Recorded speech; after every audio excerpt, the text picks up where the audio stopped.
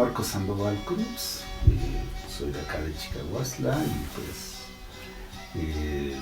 soy promotor cultural, digamos. Pues yo creo que de toda la vida, ¿no? Pero cuando le dimos cierta formalidad fue en 1986, cuando nos juntamos, yo como promotor cultural, Fausto como la parte educativa, y empezamos a hacer sobre todo documentación, hacíamos un registro de todas las actividades de la comunidad, lo hacíamos en video, fotos, grabaciones de audio, ¿no? Tenemos un buen archivo de esto y sobre todo se hizo porque si la idea era como fortalecer nuestra cultura, pues sabíamos de que vía medios de comunicación era por donde venía una influencia fuertísima sobre de nosotros, ¿no? Sobre de nuestra cultura, y entonces pues decidimos abordarlo con una idea como de transmisión de conocimiento, como de uso de medios, ¿no? Porque digamos, y en eso lo pensamos, la escuela finalmente es un medio de comunicación que nos trae otra cultura. El discurso político lo es, la religión lo es, pues todo nos traía los medios de las radios o la televisión, que entonces eran sus tiempos, pues a todos nos apantallaba mucho poder tener televisión, ¿no? En las casas. Cuando nosotros empezamos, pues eso era una cosa apenas. Nosotros tuvimos una primera cámara y hacemos nuestras grabaciones y teníamos una tele grandota en esos tiempos, que era de 21 pulgadas, ahora 21 pulgadas es una cosa chiquita, ¿no? Sí. Pero con eso empezamos a proyectar todo lo que registrábamos aquí en la comunidad para la misma gente de la comunidad, y yo me acuerdo mucho de la primera vez que lo hicimos, esta tele, pues es una tele chiquita y la gente pues estaba ahí como amontonada para ver esto, y era increíble que como la imagen en la televisión hacía que la gente dije, de repente, ¿no? Eran los comentarios que estaban ahí, mira, qué bonito se ve ese lugar, y otro decía, ¿ya te fijaste bien dónde es? ¿Dónde es? Pues es en Rucú, decía, ¿no? Un lugar que le llamamos así, de aquí del pueblo. Ay, no es como va a ser así tan bonito si nuestro pueblo está feo. No, fíjate, ¿no? Eran las imágenes del pueblo, luego nuestra lengua, luego nuestras historias y cosas así. Entonces, eso hacía que a la gente lo fuera gustando. Y luego empezamos a utilizar los videos para, digamos, de los problemas que empezábamos a tener entonces, pues era como que nos sirvieran como una alternativa para proponer a la gente, pues alguna solución, ¿no? De repente, por decir algo, cuando el drenaje, toda la idea del drenaje estaba viniendo, nosotros conocimos la alternativa de los sanitarios secos e hicimos un video en nuestra lengua que fue la que empezamos a difundir mucho. O la basura, o cómo tratar la diarrea desde el conocimiento nuestro, como para darle más valor y cosas así. Entonces, así muchos temas de estos los fuimos abordando. Y bueno, pues se publicaron algunos artículos de reflexión. Hicimos toda una serie que la hacíamos aquí con músicos, con mujeres, con todo, y que entonces se transmitió en la radio del INPI, que está en Tlaxiaco. Ahora lo estamos repitiendo en nuestra radio porque tenemos todos los programas, entonces lo estamos repitiendo ahora ya de esa gente que ya no está, de esas ideas que hablaban, que discutían, ¿no? Entonces eso lo estamos retransmitiendo ahora, ¿no? Entonces tenemos todo ese material, lo vamos a retransmitir. Todo el material de video ahorita se ha estado subiendo en YouTube para que la gente lo pueda ver, y en el Facebook también se comparte con la gente, ¿no? Y bueno, hay cosas que les encantan. Una cosa que me gustó mucho de un pueblo de aquí cerca, de aquí de Santo Domingo del Estado, en el 86 hicimos como un encuentro de músicos, y los músicos platicaban sobre cada canción, ¿no? Y entonces se fueron grabando todo eso, y parte de esa grabación, con eso se hicieron los programas de radio, los empezamos. Y entonces pasaron años, uno de estos músicos murió, ¿no? Y sus hijos un día llegaron y me dijeron, dice, Nosotros sabemos que tú tienes una grabación que le hiciste a mi papá, dice, yo quisiera que nos dieran una copia, dice, porque yo toco el violín, mi hermano toca el violín y yo quiero tocar como tocaba él y aprenderme sus canciones y todo, y ustedes las tienen, ¿no?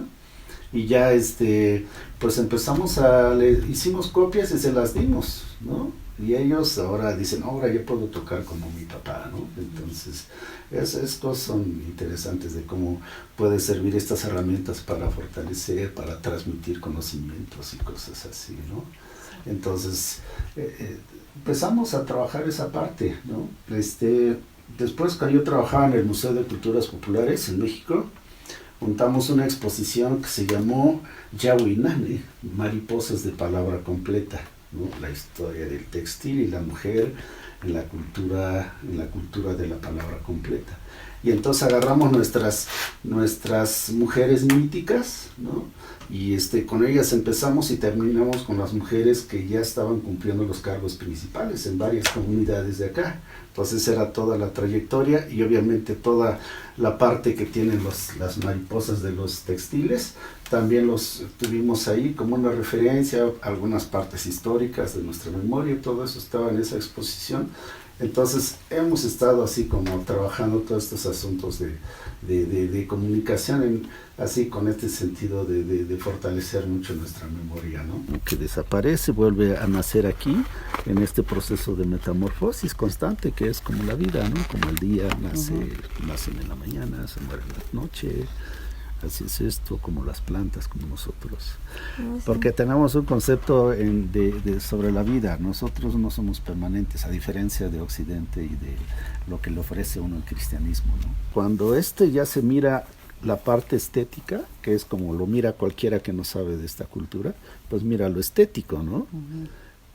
Y quienes pueden ver su contenido cultural, pues somos nosotros, ¿no?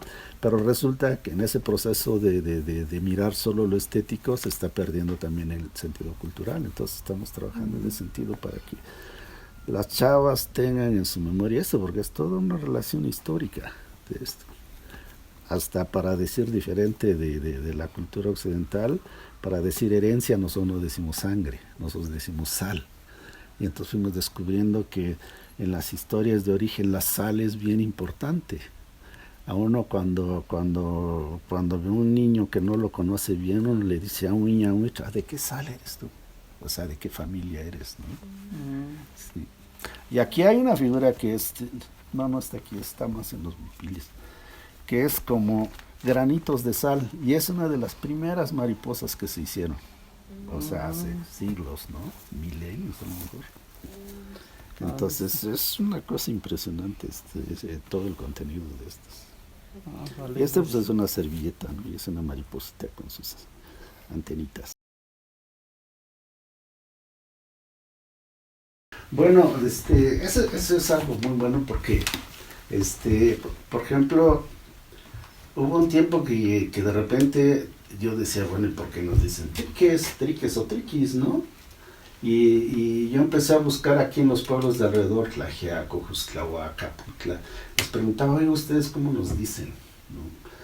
Y porque esta palabra trique o triqui es nueva, no es una palabra que viene de fuera, pero es nueva para que nosotros no lo conozcamos, porque hay unos escritos de 1870, por ahí así, donde ya dice los triques, ¿no? Entonces, pero la idea era de dónde vino esa palabra. Entonces empecé a preguntar en estos alrededores nuestros y todos decían, bueno, pues que nosotros no les decimos triques, nosotros les decimos los chicahuas, los comepiojos, o así, ¿no? Todas las expresiones que decían, los naturalitos, los inditos, los matones, los ladrones, le decían a un pueblo de aquí cerca, así, ¿no? Diferentes formas en las que se referían a nosotros, pero no había la palabra triqui. Entonces empezamos a buscar, digamos, y era bien chistosa la respuesta que recibimos, ¿no? Un día platicando con mi papá y otro señor, le decimos, oigan, ¿cómo se llama nuestra lengua? ¿Cómo? ¿Cómo que no saben cómo se llama nuestra lengua? Pues eso lo decimos a diario. Así, pero ¿cómo se llama? Se llama Nane. ¿A poco? O sea, tenemos en nuestra, entonces Triqui no es nuestra, no es, eso viene de fuera. Y entonces nuestra lengua se llama Nane, que quiere decir palabra completa. Y entonces eso lo mete a uno a reflexionar mucho, ¿no? Y entonces uno dice, a ver, ¿por qué esos antepasados de nosotros decidieron llamarle a su lengua Nane, que quiere decir palabra completa? O sea, en su idea de ellos era de que su lengua no necesitaba de ningún otro idioma para poder transmitir su conocimiento. Ellos sabían que tenían una lengua completa, ¿no? Y entonces eso también lo va llevando a uno a que si eso pensaban de nuestra lengua, entonces lo mismo pensaban de toda la expresión de nuestra cultura.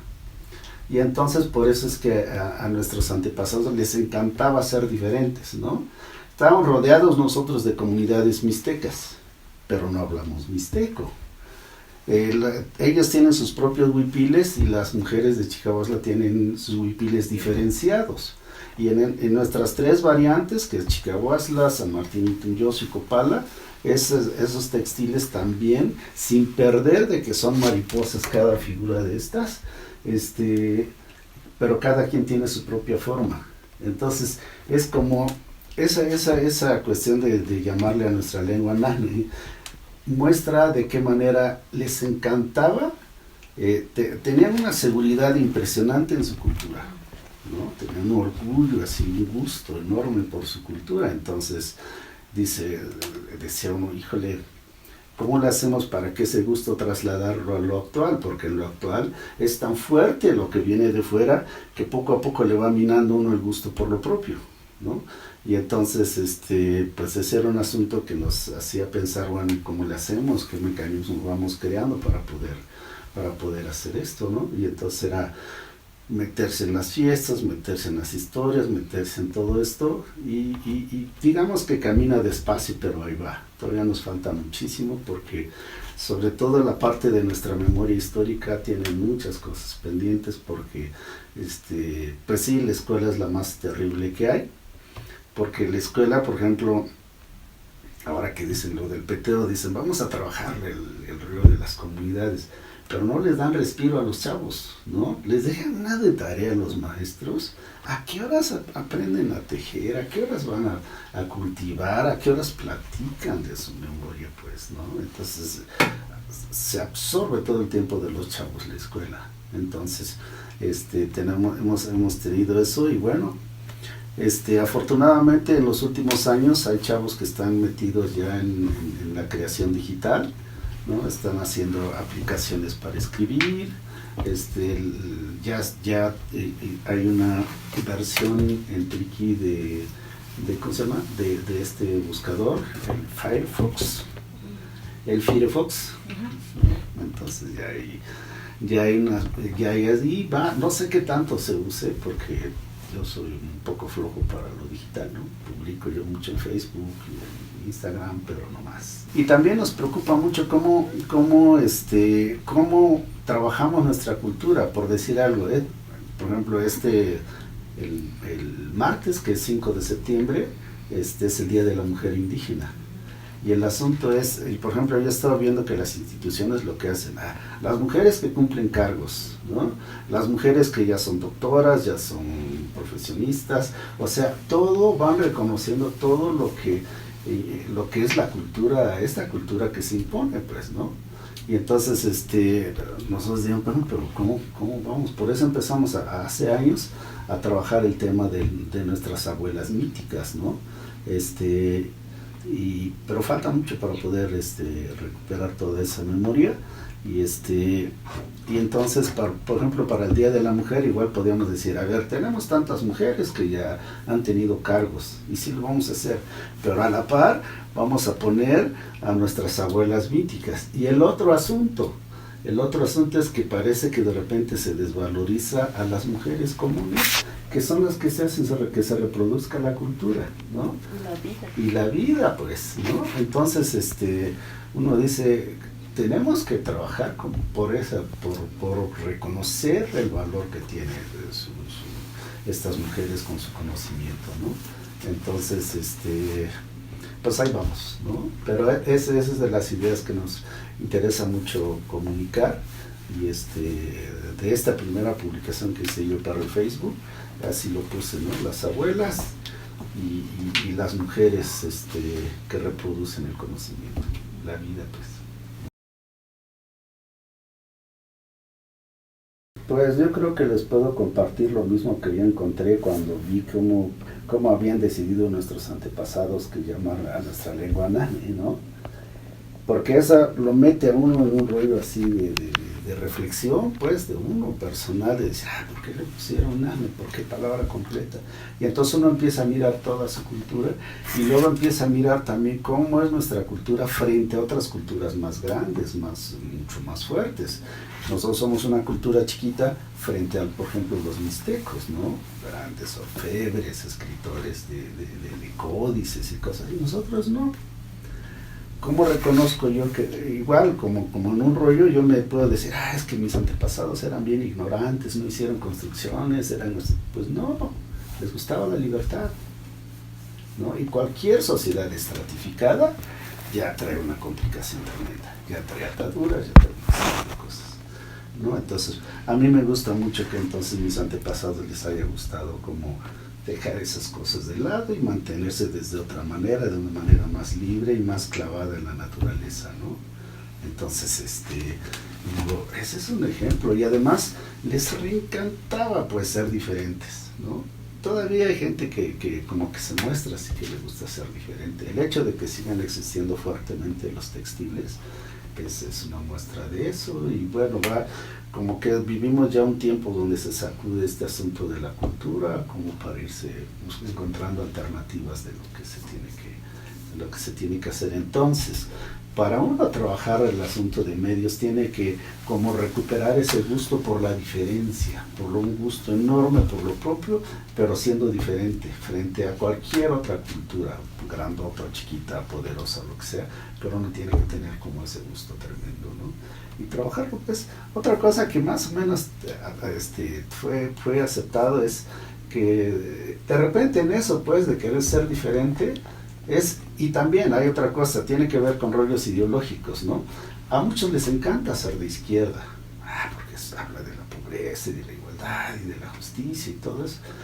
Y en ese camino se pierden muchísimas cosas y uno termina subordinado al Estado. Ahorita es muy claro con este gobierno que tenemos, y me sorprendió mucho porque Irma Pineda, esta chava activista, ella empezó a publicar, este gobierno quiere desaparecer el Instituto Nacional de Lenguas Indígenas, y lo empezó a publicar en Facebook. Y entonces los comentarios que se daban, había mucho comentario de gente de los pueblos diciendo, sí, ya hay que dejar esas lenguas, ¿para qué? ¿No? ¿Qué sentido tiene? Mucho comentario así de gente de los pueblos. ¿Por qué? Porque Irma estaba desafiando a alguien de quien ellos le tienen mucha simpatía, como es el presidente, ¿no? Si el presidente decide hacer algo, está perfecto, ¿no? Y no importa que se lleve entre las patas todo un rollo de diversidad cultural que, híjole, es tremendo. Pero eso nos hace falta, por eso si recuperamos el gusto por lo propio, en ese gusto por lo propio nos hace falta construir como una parte ideológica cuál es el sostén para nuestra cultura, cuál es el sostén para nuestras lenguas, ¿no? Yo creo que después de mi experiencia que tuve trabajando con varias lenguas de Oaxaca, yo creo que nuestras lenguas no se van a revitalizar si no se trabaja la cultura. Y es increíble, una institución como la Secretaría de Cultura del Gobierno del Estado, inclusive la federal, le están apostando más a las lenguas, como lenguas. Porque según yo, trabajar una lengua no es trabajar la cultura. Porque yo veía cómo se le enseña a los niños a aprender su lengua con los izcatecos, ahí en Santa María Izcatlán, ¿no? Entonces nosotros llevamos gente que lleva metodologías, empezando a trabajar en la escuela y todo esto, y entonces el asunto es enseñarle a los niños a hablar, pero casi desde el español, ¿no? Y entonces, bueno, yo no lo pensé en ese momento porque yo confiaba en que esta gente pues sabe hacer las cosas, ¿no? Pero cuando no veía resultados dije, algo no está mal.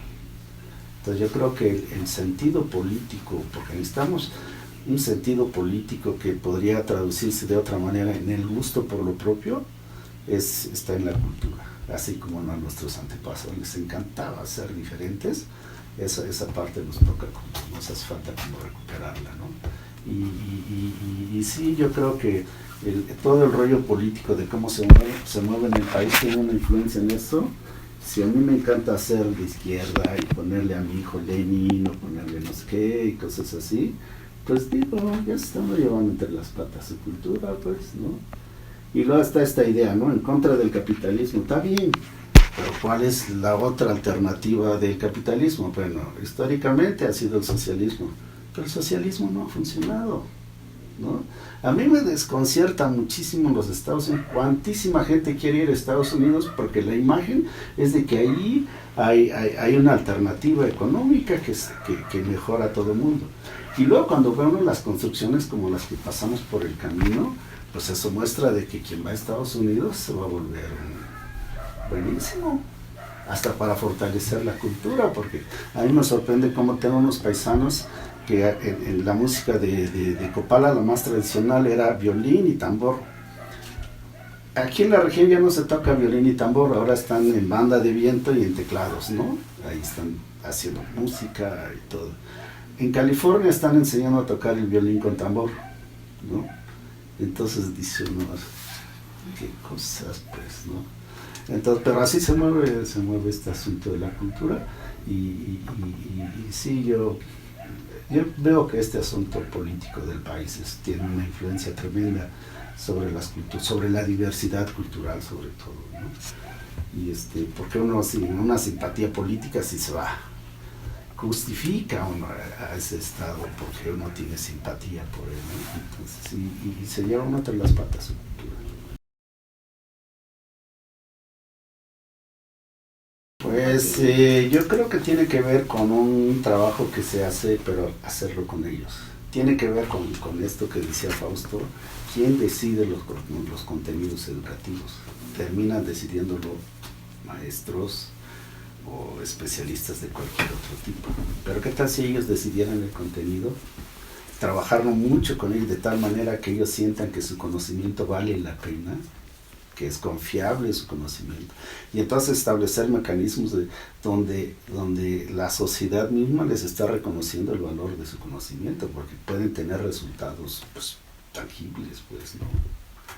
Y entonces yo creo que esa parte hay que trabajar, porque mucho del discurso de la promoción cultural y cosas así, es igual que los demás, ¿no? Yo soy el promotor cultural y yo sé, a ver que me platiquen algunas curiosidades que saben, pero yo no le doy el valor a su conocimiento, no lo ubico, ¿no? Y es bien chistoso, ayer platicaba con mi hija de ese asunto. Si una institución, hagan de cuenta, yo soy promotor cultural y yo tengo un sueldo para trabajar, ¿no? Pero si la institución quiere darle un reconocimiento a alguien, no se lo da a alguien de mi comunidad, me lo quiere dar a mí. No, a mí me pagan para hacer el trabajo, cualquier cosa que yo haga está pagada. Y que todavía me hagan un reconocimiento, claro que está absolutamente absurdo, pues, ¿no? Pues hasta ahorita cuando me insinúan a mí algo así, les digo, olvídense, a mí no me deben nada de eso. Borran por completo claro, al otro. Sí, y entonces uno se vuelve una especie como la persona importante, ¿no? Cuando que los importantes son ellos, porque mi obligación es tratar de encontrar mecanismos para que el conocimiento de ellos tenga valor y se les siga reconociendo así en la comunidad, ¿no? Y luego hacia afuera también hay que hacerlo, pero estos programas de fuera generalmente individualizan mucho a la gente, ¿no? Así como, por ejemplo, a María Sabina, ¿no? A mí como me saca de onda como la han tratado, porque dicen, es la gran sacerdotisa de los hongos, ¿no? Y es una mujer acá súper extraordinaria, y entonces yo digo, no, María Sabina no es una mujer súper extraordinaria. María Sabina es una mujer mazateca que con una gran generosidad, hizo que su conocimiento pudiera transmitirlo al mundo, digamos, ¿no? Y es que había un ejemplo, hay un fotógrafo, porque le hicimos un homenaje en el Museo en México. Entonces ahí este fotógrafo decía, fíjate que estábamos en Huautla y pues yo andaba con mi cámara, llegaron otros fotógrafos y le tomaron fotos a María Sabina. Y de repente me dijo, dice, oye, ¿y tú por qué no me tomas fotos? Y yo le dije, pues porque tengo respeto por usted, por su trabajo. Y por eso no me tomas fotos. Tómame fotos y difúndelas, ¿no? Esa mujer era una mujer extraordinaria en el sentido de que le encantaba compartir su conocimiento, ¿no? Entonces, pero no era una sacerdotisa, era una mujer que tenía un conocimiento profundo de lo mazateco, que es una cultura amplia, que es de mucha gente, y ella podía transmitirlo, ¿no? Es una cosa extraordinaria de interculturalidad, pues, ¿no? Entonces, yo creo que cosas así son las que nos hacen falta, y hay una cosa que está muy pendiente, como recuperar la parte femenina de las historias de nuestros pueblos. Yo aprendí eso porque yo siempre voy a las ceremonias de la cueva Dios Rayo, ¿no? Entonces, de hecho, en esta comunidad de Santo Domingo, trabajé con ellos para que lo recuperáramos, y ya tiene 23 años y ahí va, ¿no? Pero yo aprendí, yo me alimenté de los señores que hacían esta ceremonia en este pueblo que se llama Concepción Itunyoso, y ahí, cuando yo iba ahí, esa vez me impactó mucho porque entramos a la cueva. Primero le dijimos, oiga, tengo unos amigos que quieren venir, son extranjeros, quieren tomar fotos y cosas así. Y hay un cura que también vino con un discurso que va a respetar la autonomía, que él no viene a imponer y no sé qué. Y a lo mejor nos gustaría que él viera una de nuestras ceremonias propias, ¿no? Le mandamos a decir, a pedir permiso, pues. Y ya nos contestó, dice, no, aquí vengan con quien quieran, tomen fotos, hagan lo que quieran, no hay problema. Dice, pero no pueden traer a un cura, porque si a un cura lo llevamos a la casa de Dios Rayo, el agua se seca. Aprendida la lección, ¿no? Entonces, y luego, pero también ya luego de ahí lo que hacía mucho este señor es que uno iba con él a la cueva y ella llevaba huevos, pulque, flores, copal, ¿no? Y él hablaba mucho. Entrábamos a la cueva, dice, a esta cueva uno no puede entrar con guaraches o con zapatos, hay que entrar descalzo como uno debe de entrar a estas casas sagradas, decía, ¿no? Y entonces ya empezaba a recorrer. Yo me fijé que en la entrada de la cueva había una piedra grande que se asemejaba a un hombre como sentado así, ¿no? Y ahí se paró un ratito, le puso huevos, le puso pulque, y le puso flores, y lanzó un copal, y luego se siguió por toda la cueva, iba haciendo lo mismo. Más abajo en la cueva había una piedra chiquita, ¿no? Y ahí se detuvo. Cuando llegamos ahí, habló, le ofrendó todo esto, y entonces le dijo a los que estaban afuera, traigan el borrego, ¿no? Ya le bajaron un borrego, ahí le cortó la cabeza y le ofrendó la sangre, ¿no?